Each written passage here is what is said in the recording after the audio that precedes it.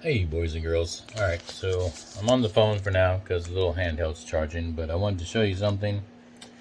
The first thing I've noticed in setting this up on the machine is that my media, being whatever I'm going to engrave, in this case it's a test water bottle, is not square to the Rotary Mod. So I noticed this was kind of a thing on the X-Tool one too, so I'd always have to adjust slightly, but not much, not this much. So I need to double check and make sure. I think maybe the belt might be too tight, maybe it's pulling it, I don't know, but I had everything square. So let me just show you.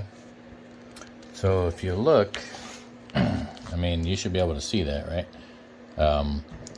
This pretty much looks perpendicular, and that's square. I stuck a square in there. When I was building it, it looked all square, but if we look, when I put the water bottle in, you can see it's going that way. It's not squared at all. So I don't know what that's about.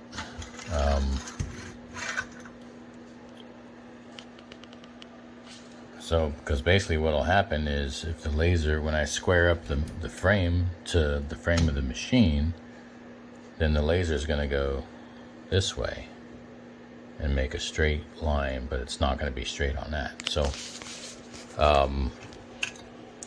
again, I need to make sure that I didn't do anything wrong. The only thought that I have, like I said, all this is squared up. This, as far as I could tell, was all squared. My only thought was that maybe, just maybe, if I have the belt too tight when I position this forward, maybe it's causing some outward pressure. So I can't do this one-handed, and my other thing, you know, is, like I said, is charging. So what I'm going to do is I'm going to loosen this, move it in a little bit so the belt loosens, and see if it actually moves the whole thing in back that way. If it does, then cool, I did something wrong, and that's cool. It's a good learning lesson. If it does not, then I don't know what the hell.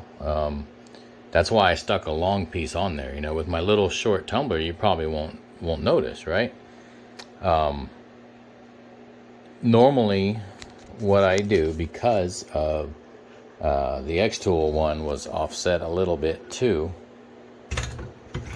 Normally what I do is I mark on my cup center and center, and I use the laser dot, line it up there, move it down, and then move this and line. So I never try to line my frame of my rotary up to the machine. I always line my material.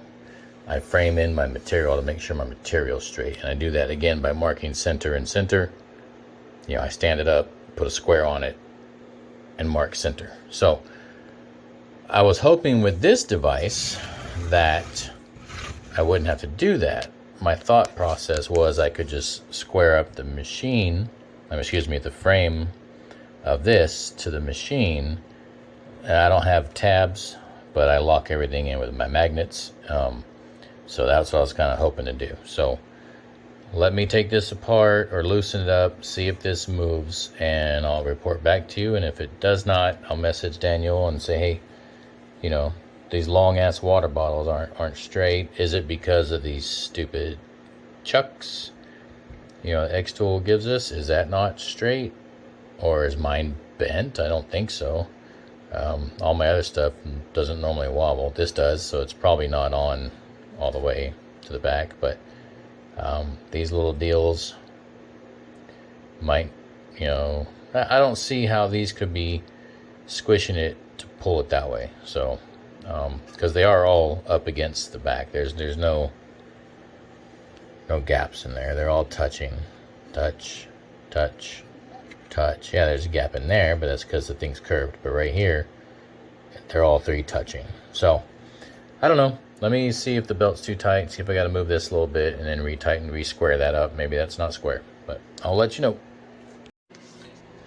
Okay, folks, I sat back down over at the desk to do this. Now, let me just show you. It turns out that you do have to pay attention when you're putting the motor on.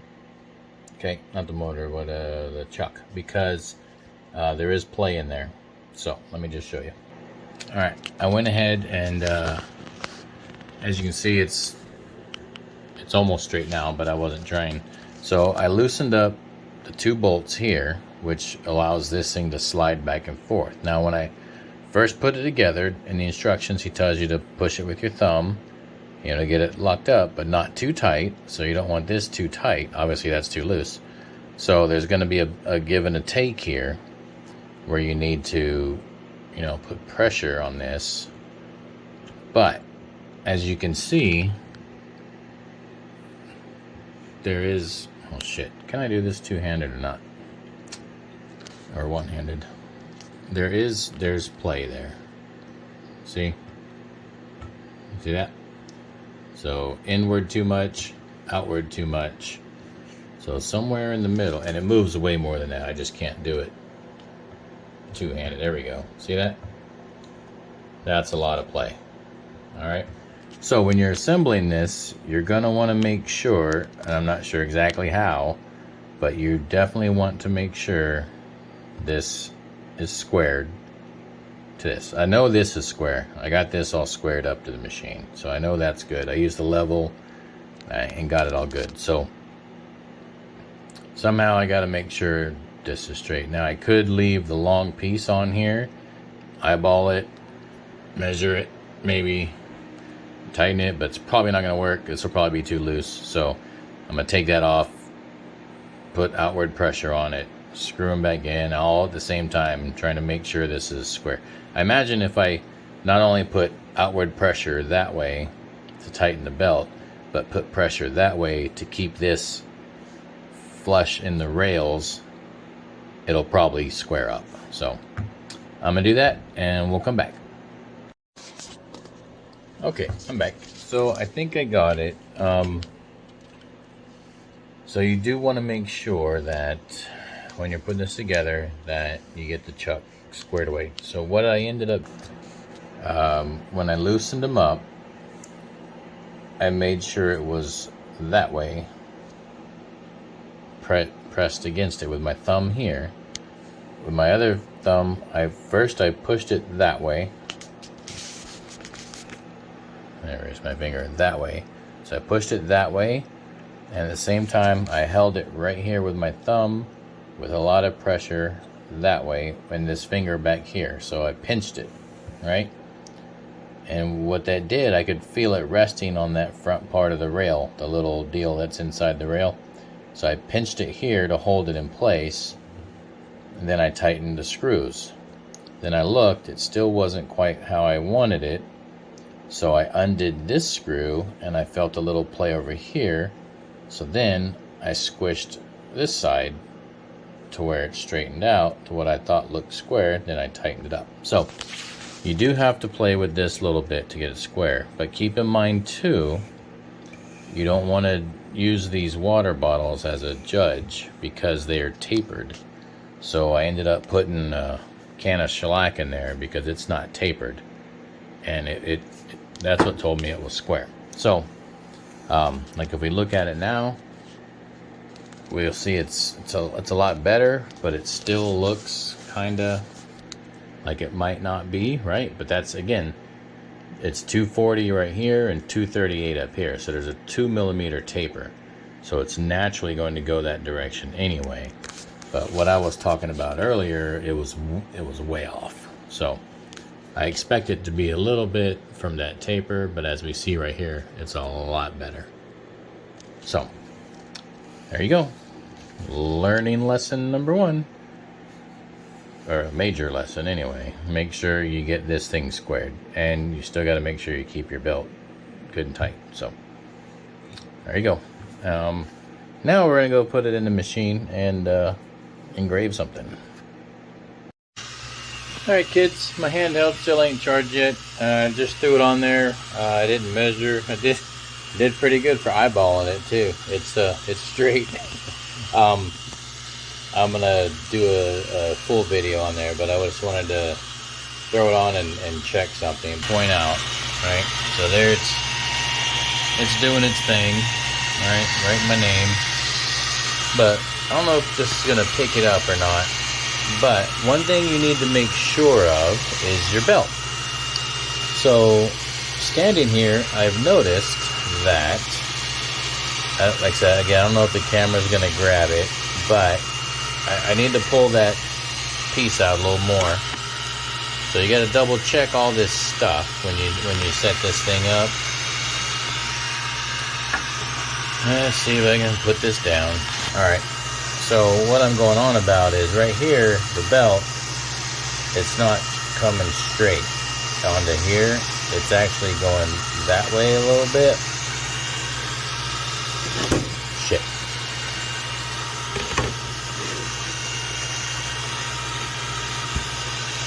Yeah, that's better. All right. So it's just ever so slightly. So what I need to do when this is done, I have to unscrew this and just pull it out a hair. I mean, not much at all. Actually, it looks like it might even have corrected itself a little bit, or tried to, because now I've got more of a gap on this side. I didn't have that before. So I spun this thing a lot when I was putting it together. I thought I had it, but yeah, that's a really good. Hopefully the camera picks that up, because I can definitely see it's still going backwards. So it's not exactly squared to straight or perpendicular to that little silver thing. I forget what the hell it's called, but that's a super easy fix. There's a little screw right here coming around in a minute.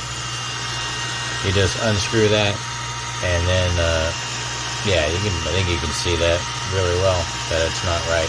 So doesn't affect anything. It's still engraving fine.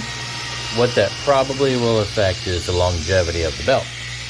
So we don't want to risk messing anything up. So now that it's stopped, it was doing good till I bumped it. See those lines? That's because I bumped it a couple times. So don't bump your machines. I have a habit of resting my arms when I go to look. I'll rest my arms on here. And when I don't have my jig set up or none of my stuff like normal, these things aren't even mounted. So this thing slides so easy. So I got to make sure I don't bump my shit. But yeah. And for those people constantly giving bad advice, guys, it doesn't matter which side your rotary is. And people are always with their image being flipped. It's 9 out of 10 times because they got rollers, or they screwed something up in light burn, or if you change it and don't change it back, or don't cycle the machine, don't run a preview test, then you can't just throw things on willy-nilly. And that's the other reason I just did this test real quick without going through the setup, because every other time I've done these, the X-Tool main rotary thing, the fucking flashlight, the motor and everything's down here in the chuck on this side and face that way. So if we did that with this, then I wouldn't be able to adjust this. I'd have to reach around the back to level. That would be silly. So I spun it around. I'm like, well, let's see if this is gonna mirror my image, just for shits and giggles. Look, it's not mirrored, guys. It's perfectly normal, just like it is on the screen. What you see on the screen is what you get on here. It doesn't matter where that is. All right. So, I think we're ready. I'm gonna do a test of my logo that I normally do for my wine tumblers, and then I'll hopefully my handheld will be charged. It's getting really late. I don't know. All this really killed my time. I needed to get a case done tonight at least. So that didn't happen. So I'm going to try to get a couple of them done just to make sure I get this where I want it, get all set up. So we'll do the actual setup process and test. I have a couple spare wine tumblers, so we'll do the setup process on one of those. And when we come back, that's what we'll be doing. It'll be weird for me because I'm always used to setting it up over here. So now I got set up over here. So for me, this means I will have to spin my image 180 degrees in Lightburn, right?